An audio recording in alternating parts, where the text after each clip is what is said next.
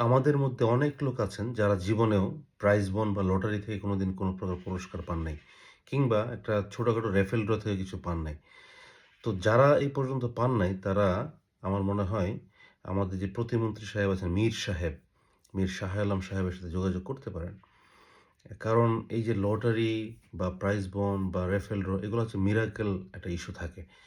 তো আমরা সারা জীবন অনেকেই অপেক্ষায় থাকি কবে একটা মিরাকেল হবে।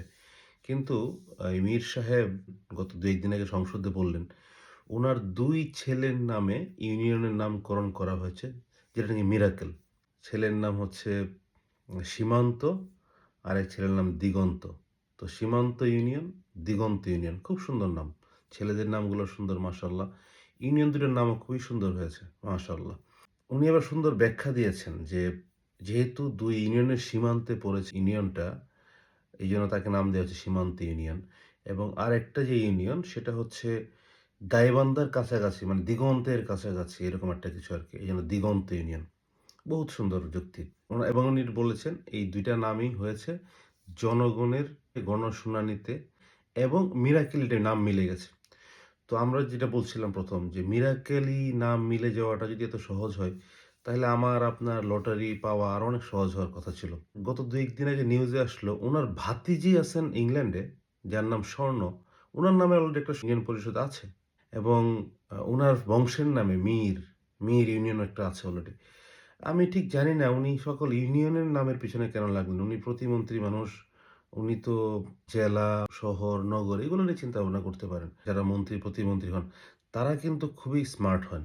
কারণ তারা চিন্তা করতে পারেন আগামী দিনগুলো যখন তার ছেলেমেয়েরা বড় হবে, যখন উনি মন্ত্রী হবেন, তখন আসলে ছেলেমেয়ের নামে যদি ইউনিয়নের নাম রাখতে হয়, ছেলেদের নামও সুন্দর করে রাখতে হয়, সীমান্ত, দিগন্ত।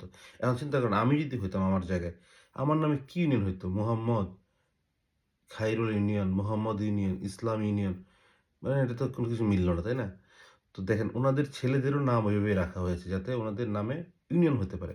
এগুলো সবই আসলে ফোর্সি করার বিষয় এবং ফিউচার দেখার বিষয়। উনারা এটা দেখতে পারেন। দেখতে পারেন বলেই উনারা মন্ত্রী হন।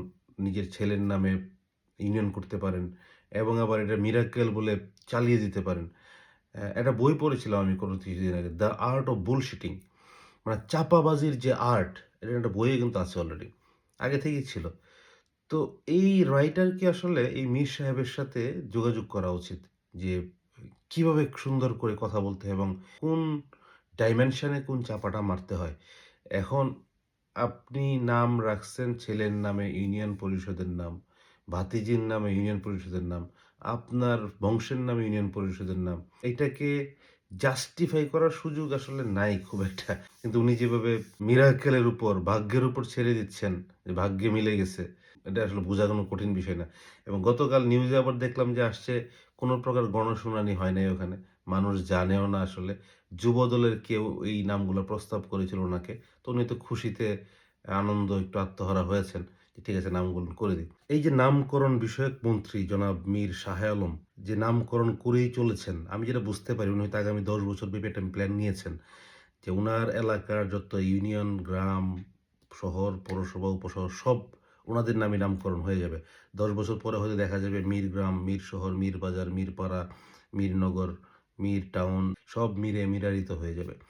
কিন্তু মাননীয় প্রধানমন্ত্রী এটার ব্যাপারে জানেন কিনা আমি জানি না আসলে মানে উনি অবগত হয়েছেন কিনা বা দেখছেন কিনা উনার কর্মকাণ্ড। কারণ এরকম ২-১ জন মন্ত্রী যদি কর্মকাণ্ড চালিয়ে যান, তাহলে এই সরকারের বদনাম করার জন্য আলাদা ভাড়াটিয়া লোক লাগবে না। ১ নাম্বার। ২ হচ্ছে যে তাদের ভরাডুবির জন্য আলাদা লোক লাগবে না আসলে। উনারা উনাদের জন্যই যথেষ্ট। তো আমি যেটা দেখতে চাই আসলে যেহেতু মাননীয় প্রধানমন্ত্রীর বাড়িও বগুড়া, মীর সাহেবের বাড়িও বগুড়া। কোনদিন জানি আবার বগুড়ার নামকরণটাই আসলে বগুড়ার পরিবর্তে মিরগুড়া নামকরণ উনি করার প্রস্তাবনা দেন। ওটাই দেখার অপেক্ষায় আছি আরকি।